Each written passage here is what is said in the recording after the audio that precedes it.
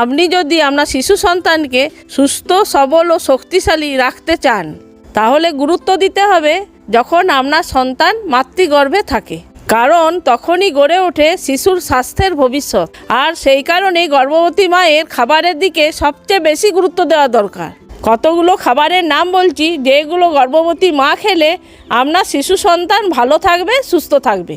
যেমন দুধ, দই, ছানা, এতে আছে ক্যালসিয়াম যা শিশুর হাড় শক্ত করবে। পালং শাক ও ডাল, এতে আছে আয়রন যা রক্ত কমে যাওয়া রোধ করে। বিভিন্ন রকমের সবুজ শাকসবজি, এতে আছে ফলিক অ্যাসিড যা শিশুর জন্মগত সমস্যা থেকে রক্ষা করে। ডিম ও মাছ, এতে আছে প্রোটিন যা শিশুর শরীর তৈরি করে।